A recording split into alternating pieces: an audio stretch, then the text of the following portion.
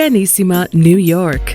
Your exotic skin, hair, and beauty source, and your one-stop shop for all your natural and organic skin and hair care, featuring authentic organic Moroccan oil and prickly pear seed oil and much more. Bringing you only the best, straight from the source and proudly produced in the USA. So what are you waiting for? Shop today at www.arganissima.com. Arganissima, New York. Your beauty is our duty. Coming up next is The Fit and the Fab.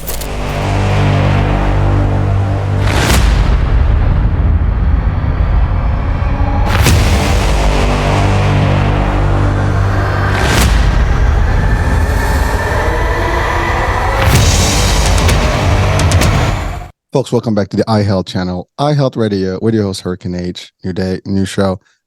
Interesting, awesome topic, something I've wanted to discuss for a while, and now I have someone that is a specialist in this particular area of practice, and kind of unorthodox, we'll decide. We'll decide at the end of the show. But for all of you out there listening, watching, this is a topic about making families, and it's going to sound weird when I say it this way, but it's going to be an interesting topic for anyone that is trying to have babies and build families together, and sometimes it's difficult. The topic of fertility or infertility is a very common, and we hear it all the time. It's frustrating, and most people have different ways to go about it and to hopefully see if they can get something done about it. But some things, traditional, conventional stuff doesn't work, and therefore there are other ways. And with me today, I have a special guest. And so I have with me Dr. Beck Hoehn. Hoehn, that's it. I got it right. And she is a doctor in acupuncturist, acupuncture, herbalism, different things in Eastern medicine. And again, doctor, you're going to tell me more about that, right? So you're going to define all that. So I don't want to give the information about your practice, because I think it's awesome. It's different. And again, you and I, we had a brief discussion. So I asked, do you have any background on traditional OBGYN stuff? And that's not the case. And again, we're going to talk about that, the difference and why that works. And sometimes it doesn't, and the difference and how her impact. Now, the other part about today's show is we're going to talk about is her ebook, as well as her new courses and things like that to help people worldwide to achieve the gift of having a family. So without any further ado, Doctor, welcome to the show. Thank you, Hurricane. Thank you so much for having me. It's been an honor being able to be available for you and to come on your show. So I'm lucky that the space opened up so that we could connect. The honor is mine. It's a privilege, and I am humbled. And like I said, frankly, it's a topic we haven't covered before, and really, I was excited when I saw that. Like, yes, let's do this, and we are doing it. And again, just to start, first of all, I mean, fertility or infertility is real. It happens. And the question is why, and what are some of the things that may be, contributing. So we'll talk about all that. But just before we do that, can you, Doctor, just give us a little bit of a breakdown, at least some background on your expertise, because I think we want to clarify that type of approach that you have. Yeah, for sure. So I actually am an acupuncturist and an herbalist on the east side of Los Angeles. And my office there is called Mighty River Wellness.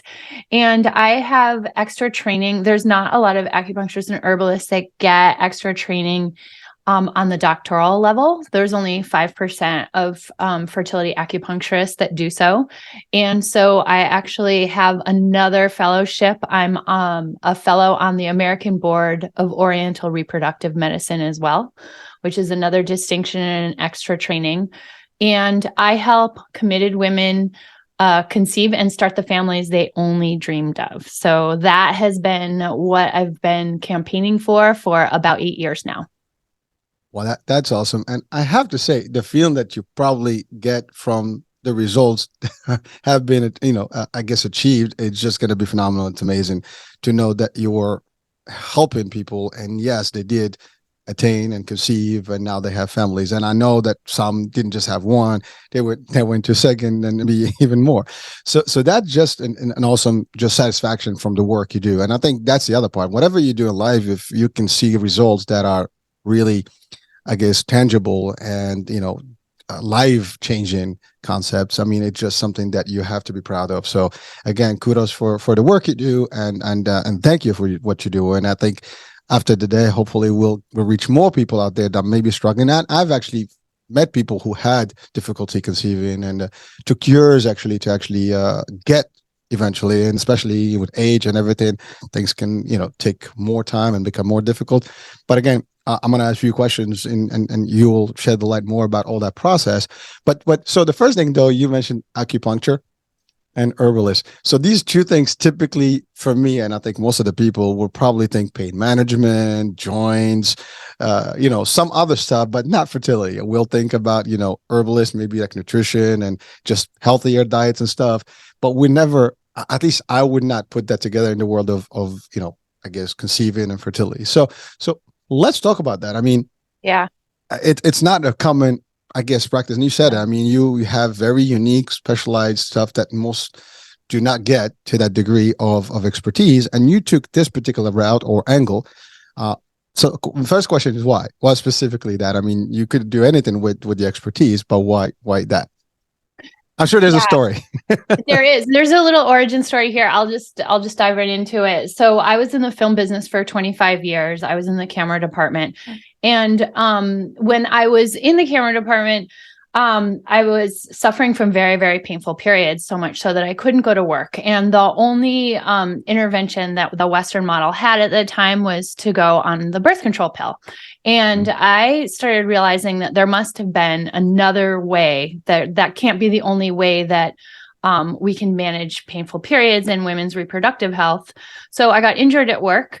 And then I found an acupuncturist who at the same time helped me with my broken bones, but then also helped me with my painful periods. So it was so transformative for me that I decided that I wanted to help more women learn and be educated around their reproductive health and their reproductive rights. And so I went back to school and got my master's degree in traditional Chinese medicine, TCM, and then went on to get further training so that I can help as many women as possible learn about their rights and their choices in terms of their healthcare. So that's my first framework. As I got into it more, I started really, really loving the TCC, the trying to conceive space, even more and more, and feeling that victory when I can have such an impactful, impact on somebody's life. So that's where I am now, making babies. Well, listen, that's awesome. And like, again, I mean, I just had to ask the question because I did read that, on the bio, but certainly, I mean, it's pretty interesting the fact that you kind of almost stumble into it. Fell and broke a lot of bones. Exactly. And one thing, it's amazing how things happen for the right reasons, and you never know what that is. I mean, everything happens for a good reason. So I'm a firm believer of that. And so thank you for that. Now let's break down a little bit the concept of just general fertility and conceiving and some of the issues that actually drive it. And then we can dive into the difference between, I guess, modern medicine, Western versus Eastern or traditional Chinese medicine.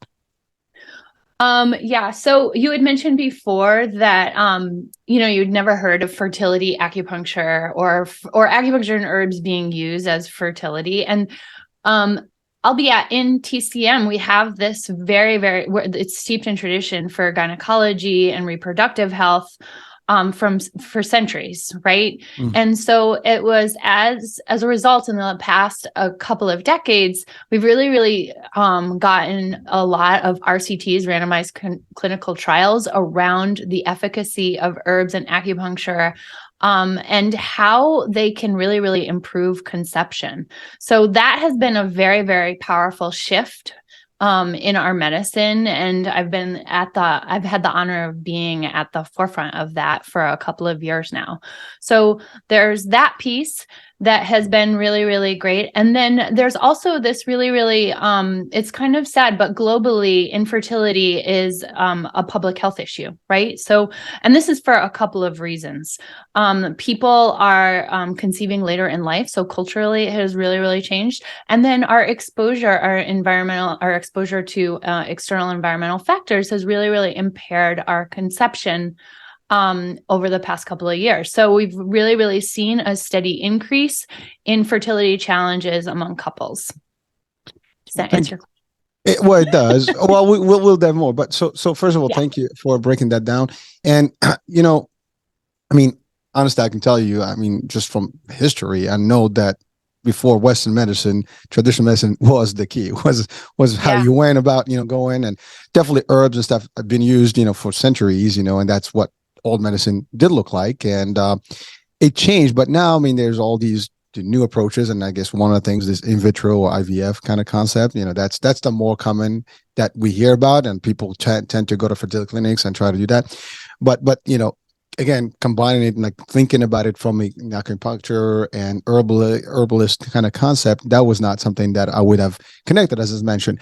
But you mentioned a couple of factors. One is, I guess, people are conceiving later on as opposed to early on. I mean, we know historically people got, I guess, married younger, and they had kids younger, and now people are literally not ready to get married until they're in 30s and maybe some mid 40s or late 30s. And that may be, again, cultural, depends where you are.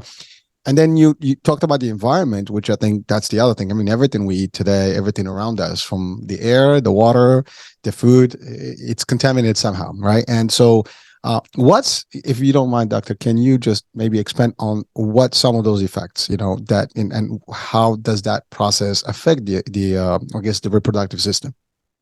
Yeah. So just like one thing that I highlight in my training as well for this is for example, phthalates, right? So phthalates is what's called an endocrine disruptor. So there are chemicals that we're exposed to even in our household chemicals or chemical cleaning products that can lower sperm count, and also can disrupt the endocrine system and the estrogen levels in our bodies. So those can really, really slow down reproductive function considerably. So, for example, a phthalate is something that is in a laundry detergent, and you're wearing those clothes all day, right?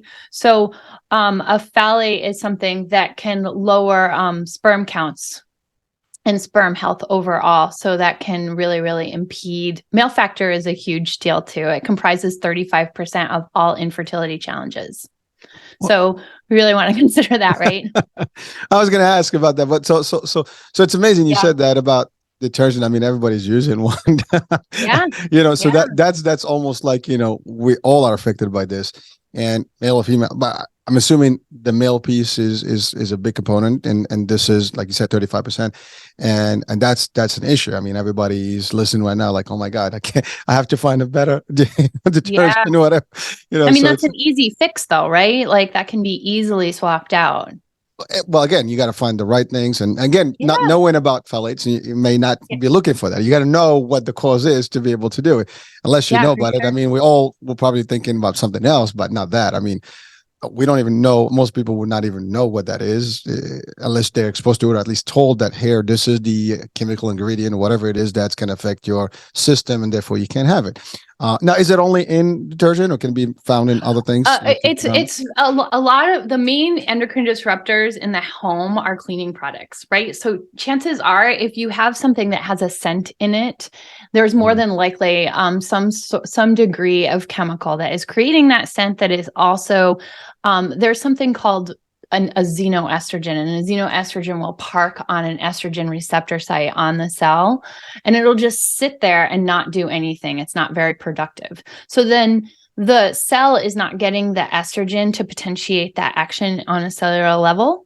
And so as a result, it's sending feedback back to the brain that there is no estrogen, right? So then the brain sends down more estrogen. And so there's more circulating estrogen in the bloodstream. This is a little bit more granular than our talk today, but We don't want any chemical exposure that can disrupt reproductive health, basically, because we want the hormones to be as balanced as possible when we're going into trying to conceive so that we can enjoy a strong conception. Well, thank you. I mean, and I appreciate going a little bit on the detail, but really, I mean, that's scary to hear it because it almost sounds like everything around us has an effect and an impact. I mean, I don't think there's anything in our household these days that doesn't have a scent, and we use chemicals left and right, and that's just at home. I mean, you go to work, you use the similar stuff. It's surrounding you. I mean, now, after post-pandemic, there's a lot of cleaning supplies and things to kind of almost disinfect everything, but we don't know what's in there, and you never know because you're asking like, what type of ingredients you've used in this place. So the exposure is just a higher level. And again, I guess that varies from country to country and whatever they use. But at the end of the day, I think it's pretty common worldwide these days that these are the things that you find in any supermarket or any place where you buy or like live surfaces, when you shop for household stuff. So that's pretty scary. Now, are there any pre-genetic concepts that can affect these things? I'm assuming there's got to be some level of genetic input in terms of whether the conceiving happens or not, and whether there are, I guess, limitations. Yeah, if there are genetic, so there definitely are, and we're seeing more and more of them. This is one of the powers of IVF, which you mentioned previously, is that if you do go through an IVF cycle, one of the powers of going through that is that you can do pre-genetic screening. So you can have, once you have a viable embryo, you can send it to a lab that can test for pre-genetic issues that may arise, so that before you do a transfer, which is a second kind of component of IVF, you're able to know with a little bit more ease and peace of mind that you are putting in a genetically viable embryo. So it's a little different than natural conception. And we can see that this kind of links to your last question in regards to toxic external environmental factors and toxic exposure. Poor nutrition and poor health overall and exposure to chemicals can switch on and off certain factors, genetic factors that can lead to not the best pregnancy, not the healthiest pregnancy, or no pregnancy at all. Thank you. So I know you referred to about 35% is like the male factor. Now that leaves a bigger chunk, on the I guess the female, option. So what are some of those besides maybe the effect of outside elements such as the chemicals and things? What could be some of the factors that can make someone not fertile or not able to conceive? Yeah, so you can have pathologies. You can have things like subclinical Hashimoto's. Other things in the endocrine system that are not balanced can really, really lead to that. Having polycystic ovarian syndrome is a very, very common reason that people don't conceive. Again, just goes back to hormonal health and hormonal balance, right? So this is more linked to insulin resistance, blood sugar and metabolism. Again, eating irregularly or having a massively stressful job, right? And we know that stress is what we call the baby killer, right? Because it gets to you somehow, right? Yeah, completely. I mean, I'm laughing about it just because we're having so much fun, but stress can really, really hinder your chances of conception as well. Does that make sense? Oh, I would certainly agree to stress that being just a bad factor across the board. I mean, I think it inhibits everything. And the psyche effect, the psychology and anything that I guess affects it one way or the other, stress, depression, anxiety, I think all those things, tie in. And stress is like the worst of all, because if you're stressed, you have no mood, you can't do anything. And I guess it has, I'm talking to a doc here, and I'm sure there's more to this. There's, the elements you say, but I mean, it goes beyond that. And I think a lot of problems medically that we have, some of them also driven by how your, I guess, environment is. And I'm talking about just how the impact of stress can be on you. And I think we are all subjected to stress these days. Doesn't matter whether it's the news that we watch, whether it's the things that we hear about or things we go through or work, as you said, most of us probably are doing jobs that are not happy about. And therefore we are just going, and then it's just the pressure. You got to pay the bills and so on and so forth. And therefore you put extra stress that can just impact you one way. And again, we don't even calculate that risk until we hear about this. Like, oh my God, this can affect me not even having babies. And I think people watching right now, especially, women that are working and they're listening to this, I think both men and women, doesn't matter. I think stress is going to affect both, but just the concept that it can happen and it will happen and it will have an impact. It's amazing. And everything we do today is highly impactful in terms of stress. I don't think of many people that don't have the ability to just work with no elements of stress. The few, I guess, and the lucky ones. So, all right. So stress. Now, anything else in terms of just the reproductive system itself? Just the anatomy, the makeup, or maybe defects that can be like born kind of concepts.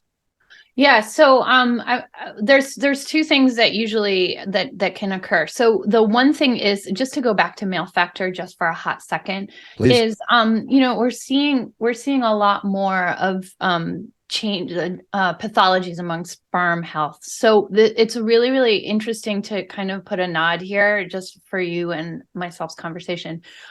So according to the World Health Organization has lowered the bar on sperm health overall globally in the past couple of years, right?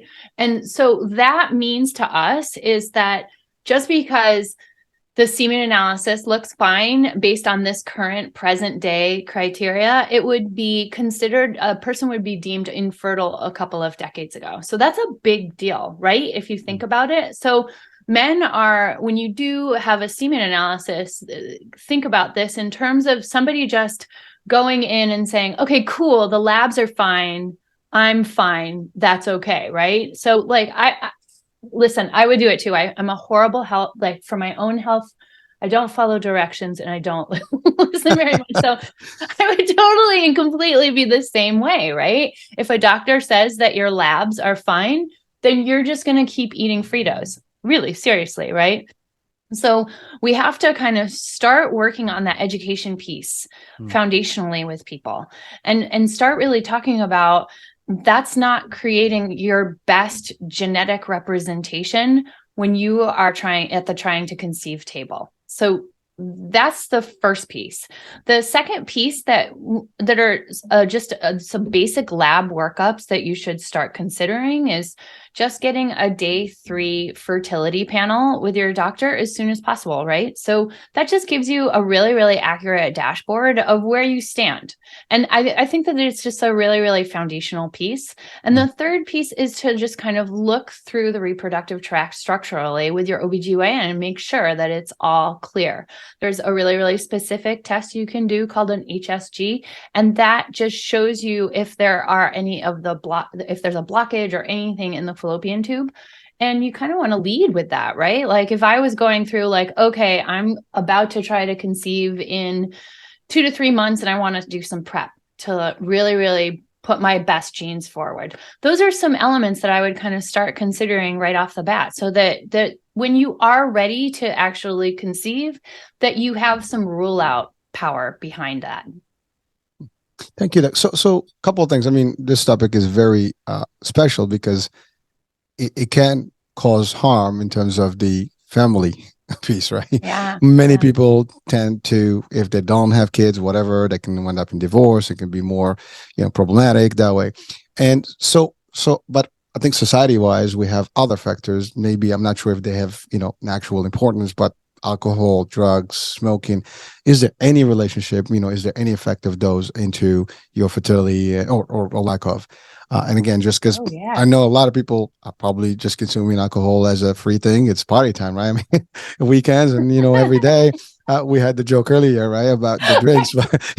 So it's pretty common, but people do go out and just, especially at the young age. I mean, college days, pretty fun, and everybody goes nuts about that. And, all the stuff that you're not supposed to have, you have. And now we have, you got drugs, you got all kind of stuff. Drugs. I mean, I'm not talking, there's the medicinal drugs, there's the non-drugs, and there's like just the cannabis or whatever. But whatever it is, what are some of those that we really have to be careful about? At least someone is listening, or at least they're expecting to have a family, what they should avoid at this point, at early on, if they can. I mean, certainly it doesn't matter what time it is and what in your life. You could be in the 30s, the 40s, or even early 20s. And but if you're aware, you might be able to plan properly and maybe avoid certain things, and not wait to the end, to the last minute, and then try to figure out a solution, which could be sometimes too late. And I think a lot of us, we wait till the last minute and like, oops, oh, I did all this, now what? And then that's when you scramble and it may not work out. Now here you go, you have a relationship,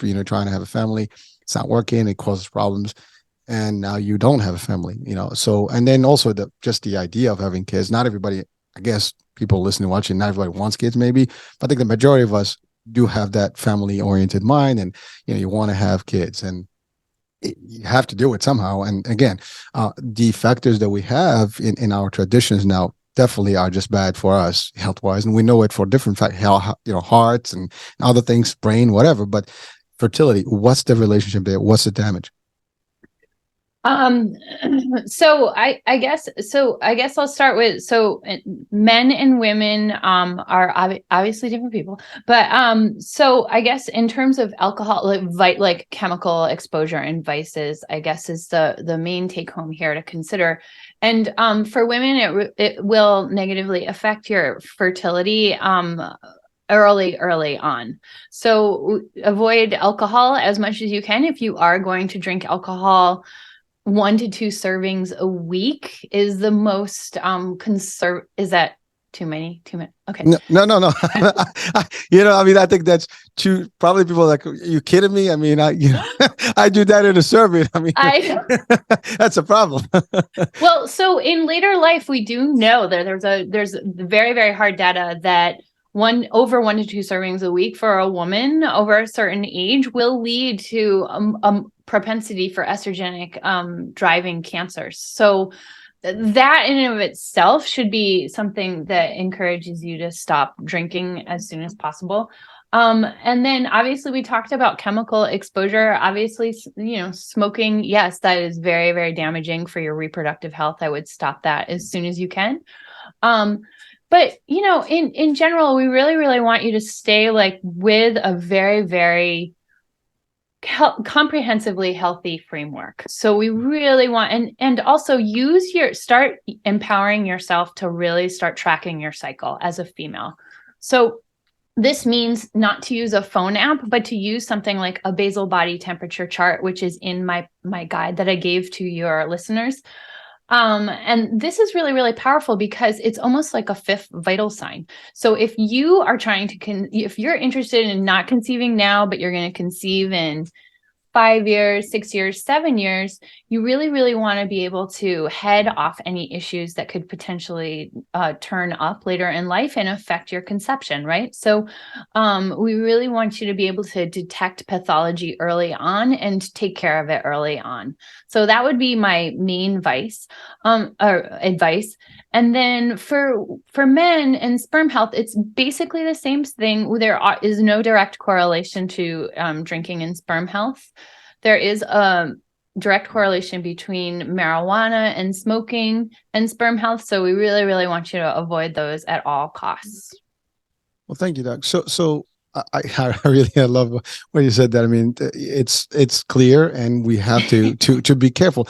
But here's the problem: there's a lack of education, I guess, at early on. I mean, we don't hear about this on common media. We don't hear about it in schools.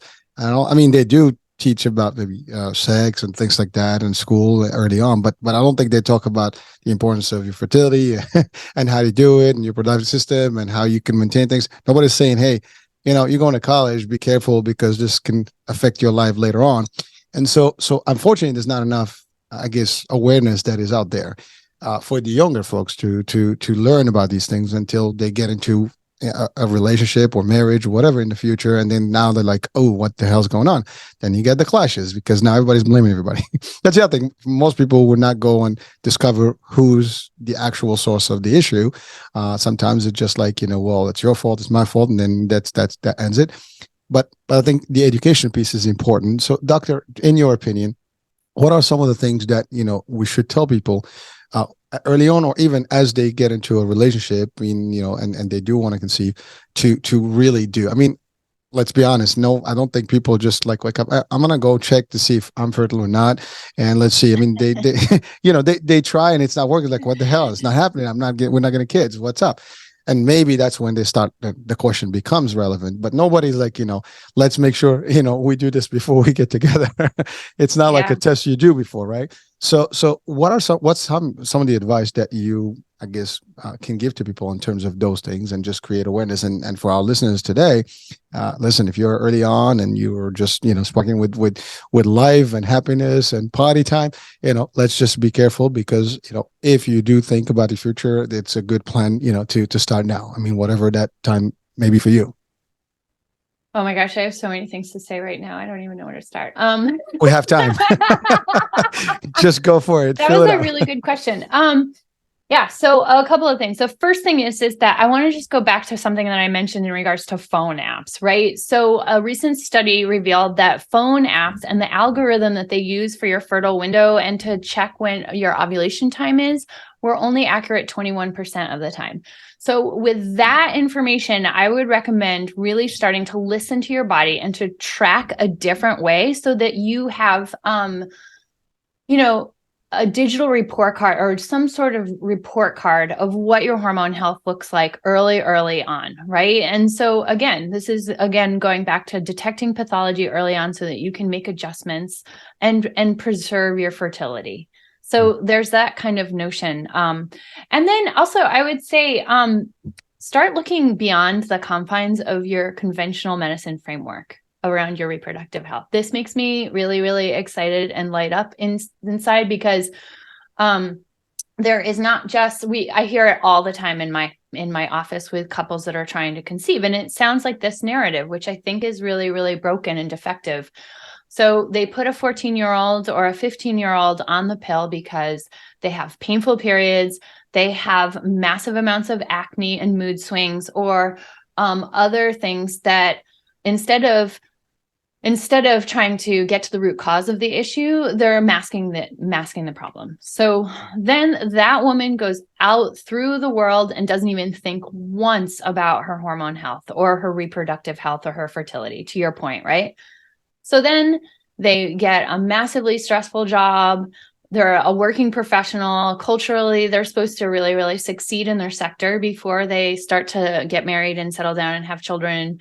I mean, this is a Western framework, but, and then all of a sudden they decide to go off the pill. What's the big deal? They'll just go off the pill and get pregnant, right? And they have no idea about ovulation. They have no idea how to balance their hormones. And their OBGYN or their medical provider is potentially just saying, well, that's no big deal if you can't conceive. You just have a lot of sex, right? And if you don't conceive in the next couple of months, we'll just put you on some Clomid, right? And so then that person is on Clomid and using that medical intervention for that, right? And then if they're not conceiving, then they go back to the OBGYN and say, well, what's the big deal? You'll just go to IVF. So all of a sudden, we are leading people down a pathway that they didn't really stop to try to get other information, right? And look beyond the confines of conventional medicine into the periphery of alternative healthcare.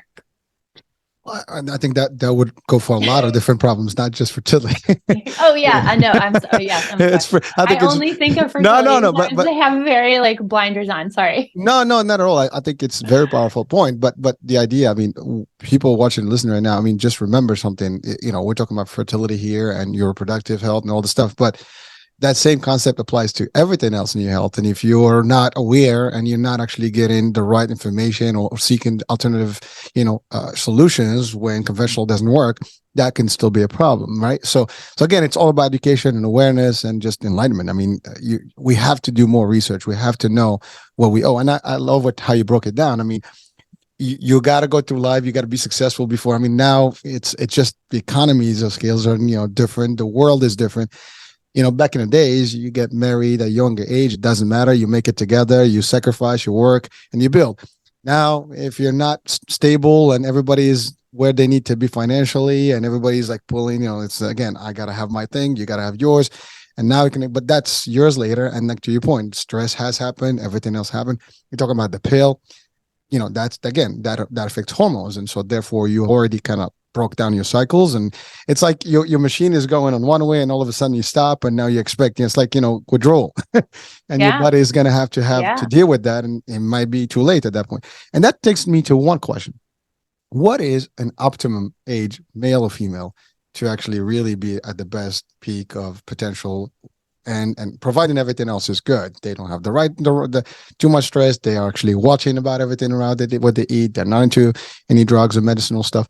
What would be that ideal time frame? So at least people are watching now, like, hey, I think I'm in the right time. It's time for me to make sure I get a family. That's a great question. I think that one of the distinctions culturally that we need to start kind of teasing out a little bit is that there's your reproductive health and then there's your actual age. And so this is why I talked about just trying to get yourself a dashboard as soon as possible so that you know what your reproductive age is. So it's really, really interesting to me that as a woman, you're born with all of the follicles / egg cells that you will use throughout your lifetime. That is very, very powerful if you start to think about it, right? So when our cycle happens, we have one follicle that is developed, and then that gets fertilized or it doesn't get fertilized. But behind that follicle, there are a couple of other follicles that are getting recruited at the same time, and those just die every time. So every time you're not just losing one egg cell, you're losing several egg cells behind it. So, and then also this is really interesting because your egg cells are exposed to environmental factors that we spoke of previously, right? So it's just like when I first started studying this medicine, I was like, I really, really honestly felt like my reproductive tract was just in a black box. Like, what? No big deal. It's like, but it really, we're exposed. Really wrong. Go back to school. So it really, really is exposed to lymph and the circulatory system and everything. So you're getting that exposure. So over time, this is why we explain that your egg quality can degrade over time. And now obviously, like we spoke about, like being in your 20s and not really thinking about your reproductive health. If you start getting on a track to just be generally healthy, healthier, right? Obviously, your reproductive health is going to be better later on in life, right? So, but we all don't live in a bubble. So that is maybe not realistic for everyone. Sure. Well, so thank you. So the age is going to happen. It's a factor. There's nothing we can do about it. Unfortunately, I mean, unless we're not here, but so as long as we live, we're going to age. And so there is a time frame, to your point, where it gets harder and harder and harder.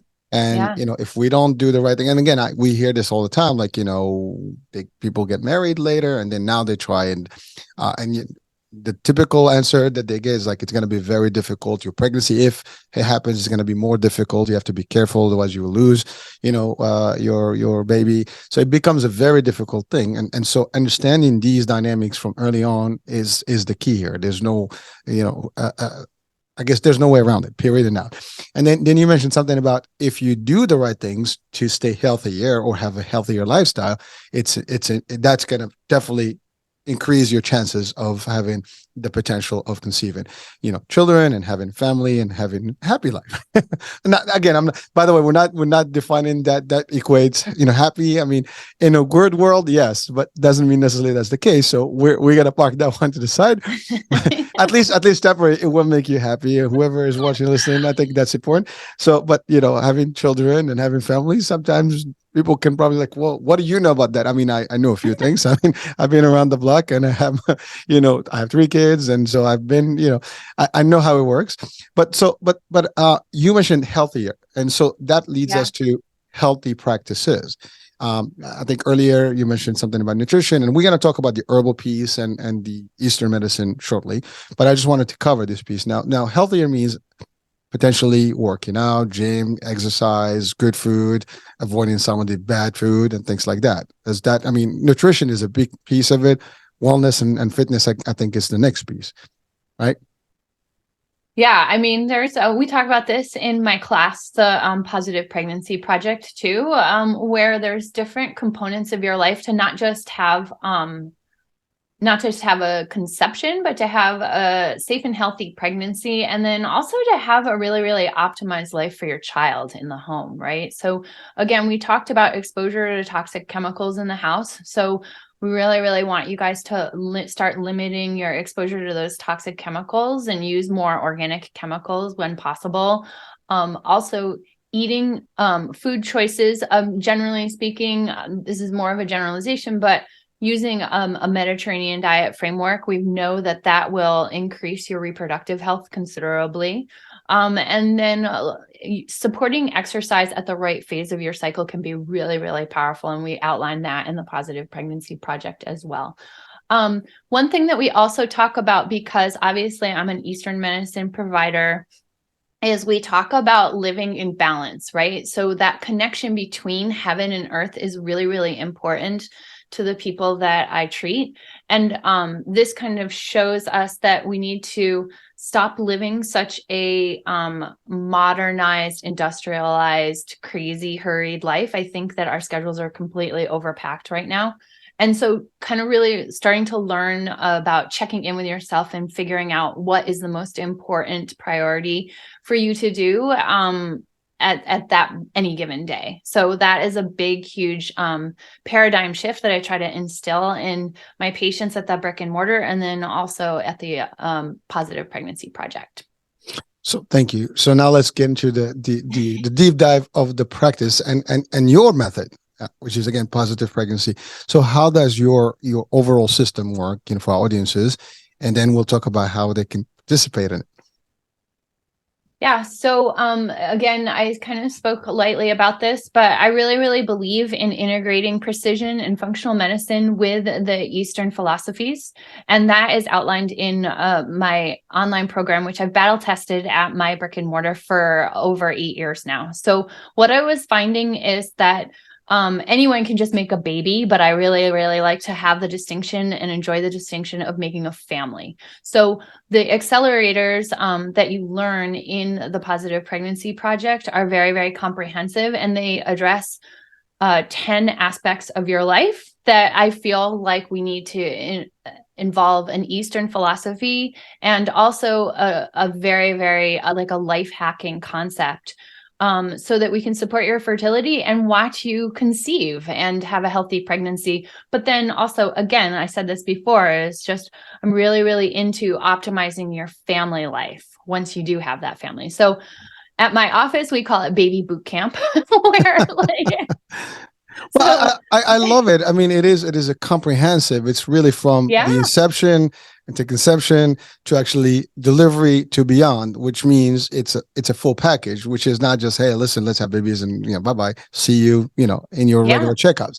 This is a more, of a 360 concept of everything that you need to really not only conceive, but also have a better life and enjoy that family that you've worked so hard to get. Yeah. And I'm on a mission to, I guess I would say my biggest passion and my biggest mission is to create education and empowerment for women so that they know that they have choice around how they live their lives and how they can approach their health so that they can conceive. And this is really, really, I think it's really, really interesting to learn about food choices that can be really, really customized for you, and learning how to create a better mindset and mental health around your fertility. It's a really, really sensitive subject. It's very, very scary to think all of a sudden you've decided to have a baby and then you can't, right? Mm-hmm. Like that. So I try to really, really make an effort to support people so that they can move from fear to fertile, because I think that once you have the data, once you have the information in front of you, you're able to make an educated, non-dramatic decision about what you need to do next. So I always try to tell people, even if they're going to their OBGYN, I know it's a lame thing to say, but like, know before you go, have your questions ready, figure out what your outline looks like. What are your steps going to be so that you really have a fertility strategy? So that is this, I mean, someone can be in your program and still kind of manage through a regular OBGYN system and just kind of work in tandem or in parallel at the same time. I mean, I don't see a conflict. I think the more the merrier. It's just going to help them better. Because I know some skeptics, they say, well, like, oh, I like my OBGYN. And also for our regular traditional, for our Western medicine, we don't alienate them. I mean, they have, they do a good job.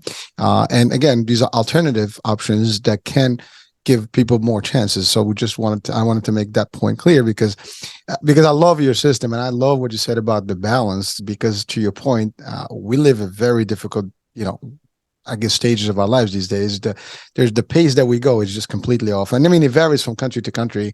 At least in the US, we have no life. I'm sorry to say it, but we tend to just work, and, and we're just constantly running. I mean, listen, you go to Europe, they do have a better lifestyle. I'm sorry, but that's a fact. I mean, they do enjoy their life. They have their siesta time.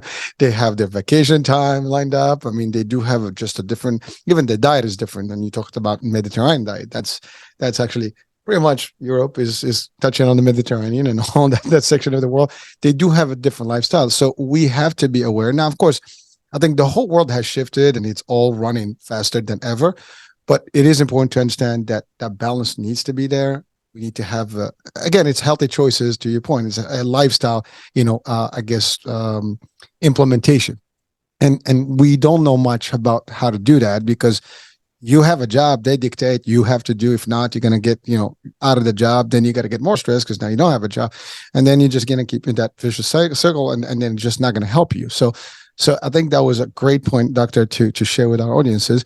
Now, someone wants to join your program. I mean, I'm assuming both parties have to be involved in this process, or can it be just one versus the other, and how long does that process take? Yeah. I actually did want to, you said something very, very, you said a ton of genius things, but you said one specific genius thing that I wanted to outline. It's that, I just recently read a really amazing article on a research study that was done with people that sought out whole systems medicine, like traditional Chinese medicine, along with their fertility treatments. And I found this really powerful because the data showed that if you are going to an acupuncturist or an herbalist for your fertility journey, that your outcomes are 86% better. 86% better. So I do a ton of IVF support as well, and also help people conceive naturally. So I did want to bring that up because I think that a lot of your listeners don't really know about fertility acupuncture and how it can really, really not just, it just really, really increases your chances of conception. So that being said, I think it's an interesting nod that you mentioned that. So I wanted to bring that up. Those are great odds. Yeah. I mean, why wouldn't you want to do that, right? Like, I mean, why wouldn't you want to go to something that supports your whole health while you're working to conceive? I mean, it seems like a slam dunk to me. The more the merrier. Can't go wrong with that. I listen. It has you try everything, and you don't have to do one versus the other, one before the other. Listen, parallel is good. Like I'm on the left, I'm on the right. Let's see what works. I add it up. It's just going to be a bigger mixture. So it's nice. Be a better mixture. Yeah.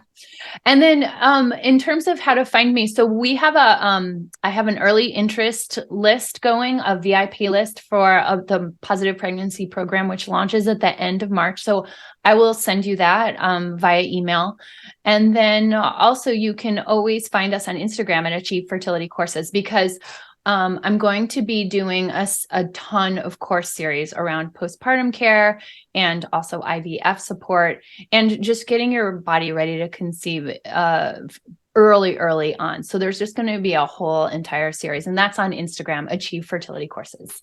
All right, we're definitely going to have those links. So, but the other part of the question was, how long does someone that joins the program, take to potentially see the result? I mean, I'm sure that vary from one couple to the other, depends on circumstances, but like just as an expectation, I mean, this is not something overnight, and they have to have the patience and the determination and understand that this is going to be a longer journey than expected, but it will definitely get, higher, I guess, odds and chances to get what they want.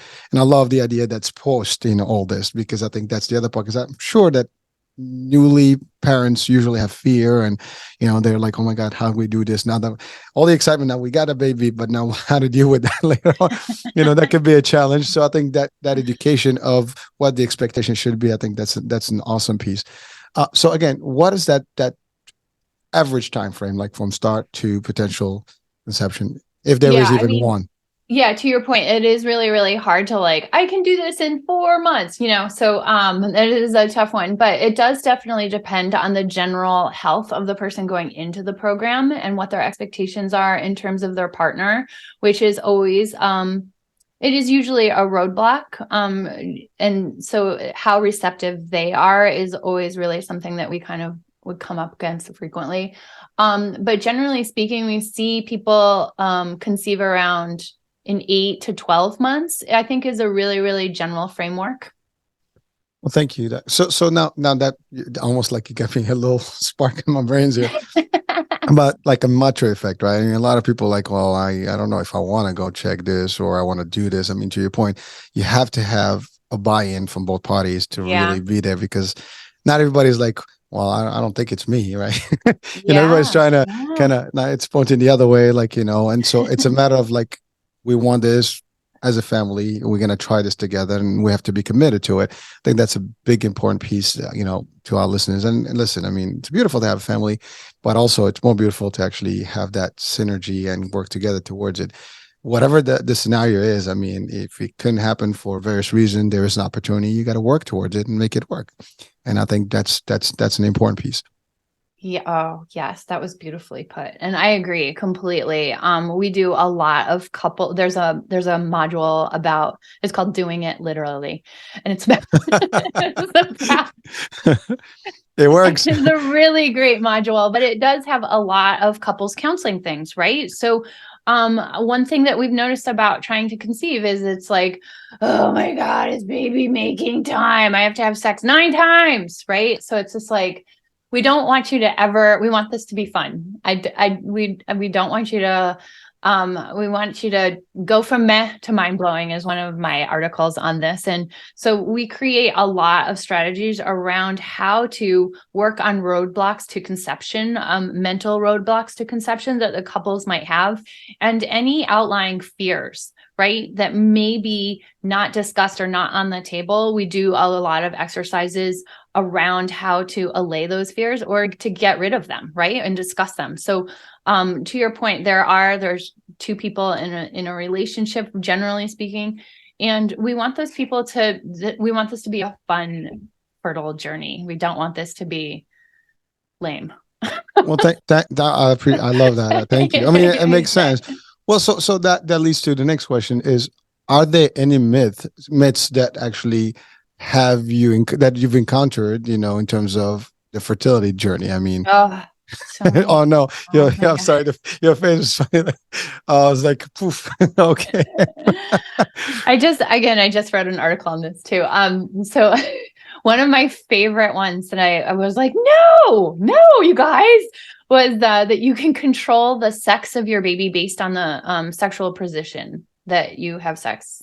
Now, listen, I do recall back my biology days. I mean, it's all chromosomes, and it's an XY concept, and the sex happens to be. I think maybe I'm wrong. I don't know. You can correct me. The male actually is the one determines the variation. If I'm not mistaken, the Y, right? Is that chromosome? It's both gamete. So both genetic materials.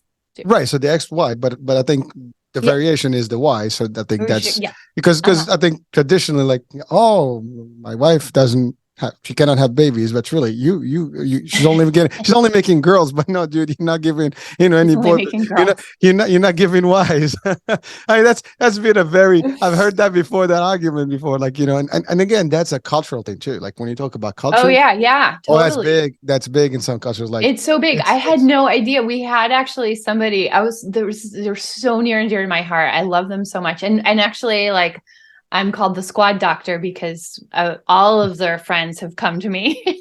So works. one of them came in and she was like, my husband and I have talked about it and we need to make a boy first. Can you do that? And I was like, at the time it was kind of embarrassing because that whole year, not embarrassing, but I was like, yeah, we'll get right. But our stats were leaning at the office towards we were just making girls. So I was like, yeah, sure. And then I kind of just like stumbled out of the room. Like I had no idea what to say. And they conceived in 2 months. They were like really on top of it. They did they were so compliant. They were great. And a couple of weeks later, the man came in for a visit and he like folded his arms in front of me and he was like, did you know you made a girl? Oh boy. I was like, oh shit, we made another girl. But yeah, so well, first of all, there's no difference. We can't do it all. It's not a magic wand, people. But well, I think the reason I asked that because I know that's a big, concept where people always question, like, well, do we want a girl versus a boy? I mean, yeah, those are things that are determined by multiple factors. Which is fine. It's fine, but then that's where we have the dialogue around IVF, right? And so that is another really, really great perk of IVF. I think that a lot of fertility acupuncturists kind of poo-poo IVF. And I think that it's a really, really great option that we have the technology in our current culture that we can do that. It's so powerful. And I support people all the time that are like, hey, I really, really want a boy first. And it's like, okay, you want a boy first, you have to go to someone that has so that you can check the sex of the baby with an embryologist and like make sure that you transfer that one. So we can do it. You can do it. Well, it's chromo. That's what I'm saying. It's chromosomes. It's amazing. If you can make the right combo, you're gonna have XYZ. But that's what now again, we mentioned IVF, so we are talking about in vitro, right? That's what we're referring to. Yeah, okay. Yeah. Just to make sure for the audiences, as a definition. All right. Now, so I guess we did. Now, in terms of religion beliefs, what are some of did you encounter any difficulties when it comes to a religion concept or even culture?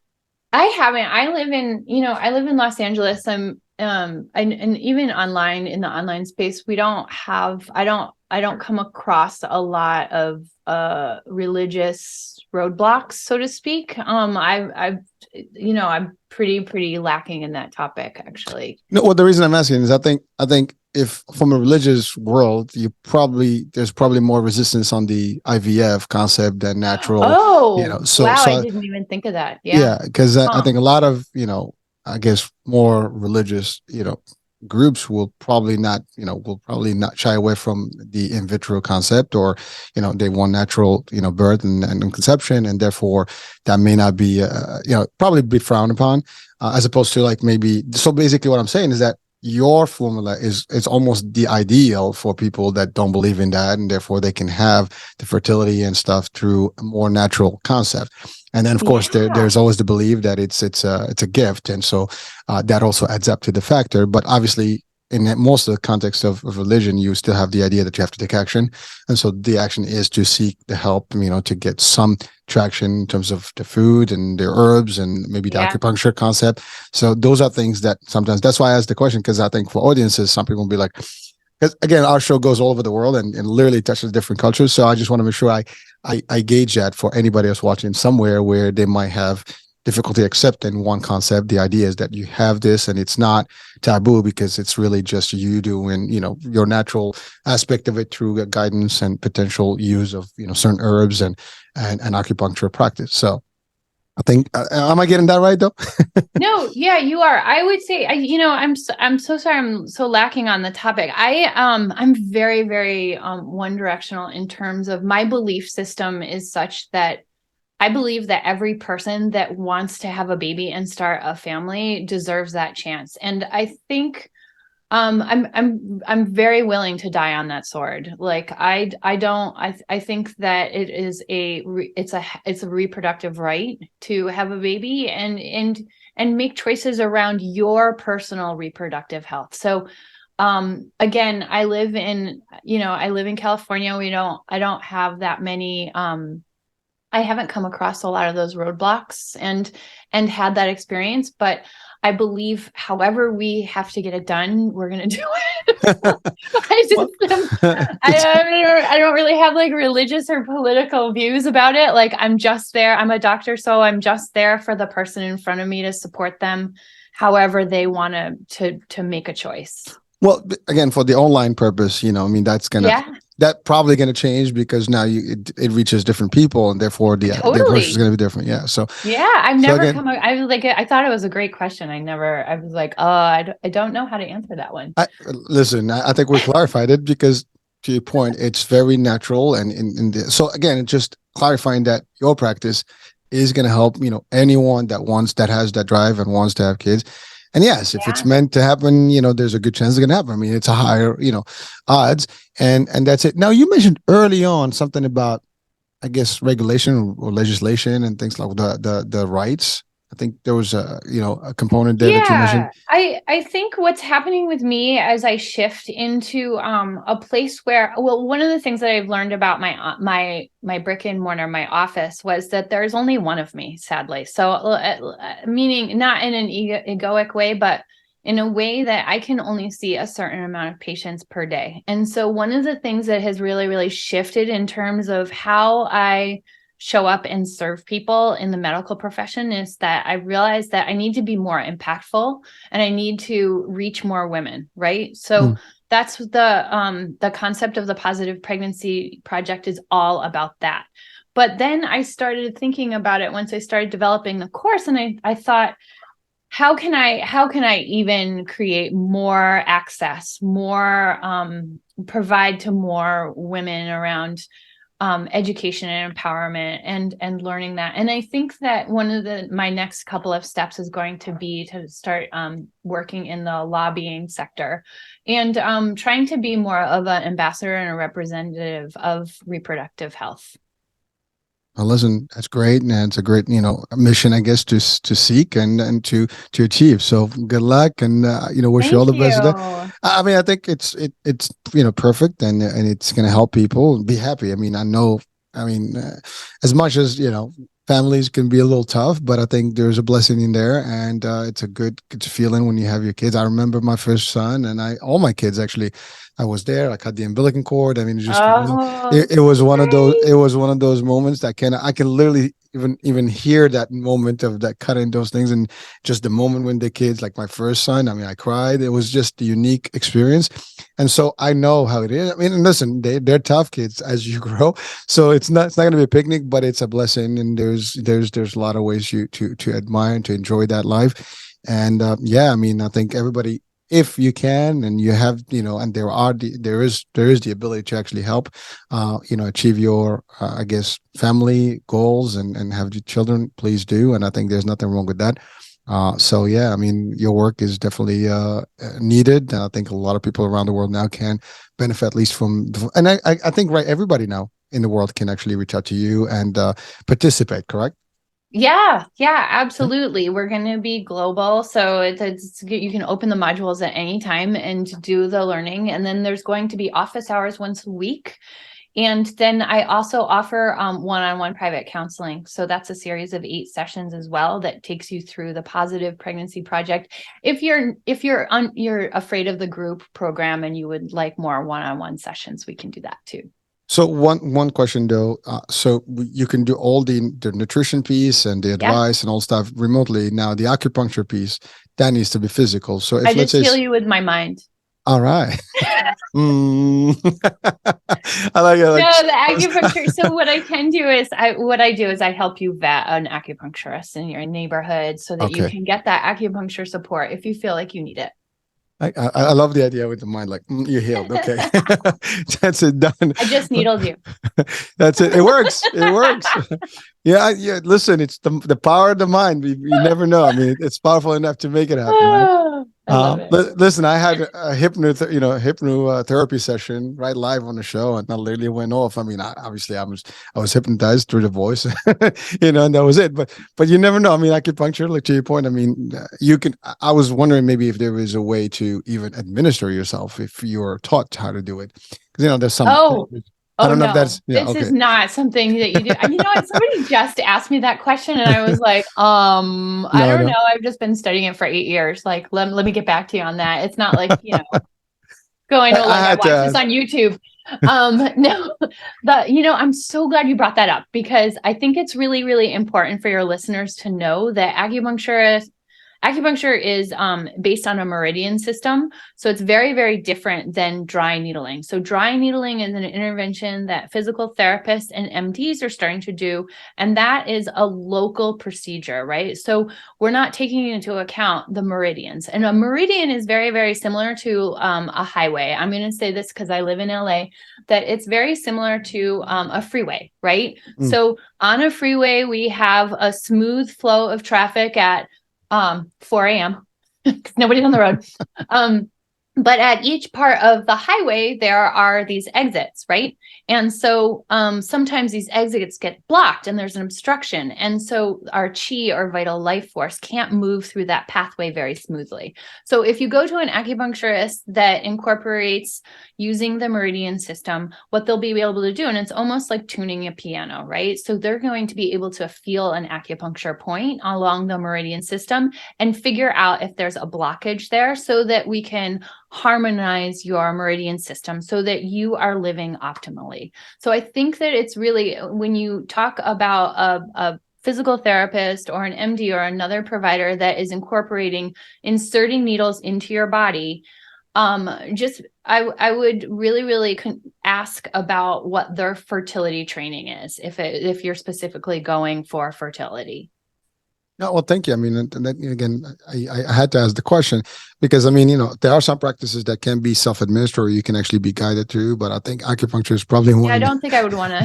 Yeah. And then the other piece of this too, Hurricane, that we didn't talk about is the acupuncture and the herbs, right? So we got time. Go ahead. when you think about acupuncture care and traditional Chinese medicine, you really, really want to start thinking about acupuncture is like the salt, and then the herbs are like the pepper, right? So they are synergistically working together. So acupuncture is very, very powerful by itself, but the herbs are this really, really transformative energetics, and those reinforce the point selection in your treatments. And it's really, really important to not only go to somebody that knows how to amplify the energetics of the point selection in your acupuncture treatment, along with the herb selection that they're going to put you on. But then for the patient, it's really important for you to take your herbs because a lot of people don't, right? And so one can exist without the other, but we want to start thinking about the yin and the yang of your medical treatment, right? So we want to think about those in perfect balance. Well, thank you. And so that leads us to the following question. The herbs. Are these consumed in terms of like maybe teas or like in food or like, some sort of a, I guess preparation that is unique that has a certain recipe? How does that, work? And I mean, let's say I was one of the clients and I have to get started. How do I expect this? Because I mean, when you think herbs, I mean, we think about just a lot of stuff, and how do we take them? I mean, we, and also how do you find them? Because some places may, I mean, that could be, or the cost sometimes can be also a factor. So, yeah. So now you're just, now we're getting into my love language. So all right. Perfect. So you want to make sure that, so there's a couple of ways to take herbs, right? So there's granules, which is a pressed powder. You can have pills. You can do raw herbs, which are very, very powerful, and you can brew your own tea at home. And that, to your point, gets very cost prohibitive over time. And then there's also tinctures and extracts. So it just depends like what the delivery system is that you're comfortable with and what your herbalist has in their pharmacy.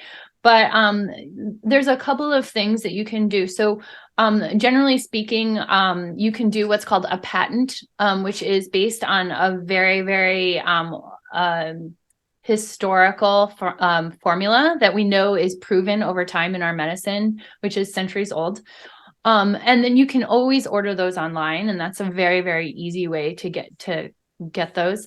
Or you can go to an herbalist, which can they can customize the herbs for where you are in your cycle or what your constitution is at that time. So that's very, very powerful if you have somebody looking over your shoulder like that. Is there any way like someone can grow their own herbs? I mean, I'm just curious. I thought you never asked. I do grow my own herbs. So I okay, good. So I'm not crazy. Yeah, perfect. No, so I have a garden, so I grow my herbs so that I can really, really learn about what the plant is doing and the energetics of the plant. I think by the time you grew the massive amounts that you would need to create a tincture and distill those yourself, it would get a little cost prohibitive again, and also take a lot of your time up. So it's best to kind of stick with what is available online, or with somebody. Some people can do online health herbal consults. So that can be a really, really powerful way to get the herbs that you need as well. And I'm assuming through the program, you will guide people, depending where they are, as to what the herbs that they can use, what frequency, and mixtures and all that. So I love it. Okay, well, I think we've covered it all. I think we did, yeah. So yeah, I'll definitely have the links to your site and where people can actually go and inquire about information, and also sign up and maybe get the ebook and all that good stuff. So yeah, definitely that's going to happen. So we're about the end of the show. So doctor, what is maybe some key advice to just, share with our audiences before we close the show today? Yeah. So I think I mentioned this before, but make sure that you get the Get Pregnant Guide and start tracking your cycle right away, regardless of whether or not you're trying to conceive or not. We really, really want you to have a report card of what your hormonal health is and a picture of what it looks like, and so that you can be educated and empowered about what your hormones are doing throughout the month. All right, that's it. All right, Doc. Just real quick.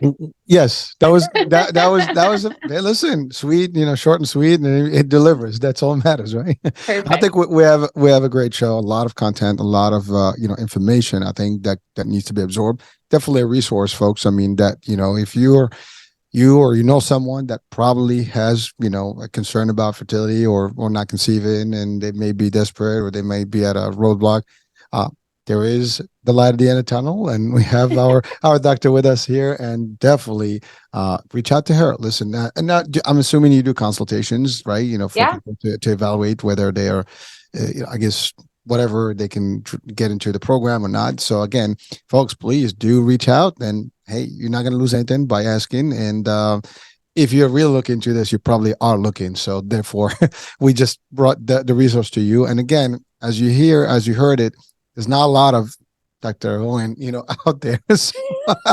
So I'm just saying it, I mean, there is plenty of options and you can mix and match, but at the end of the day, the more resources you have, and I think that's our mission here, is to bring those resources to you. And hopefully you can have the life and just be thankful and blessed and just enjoy your life. So that's all that matters.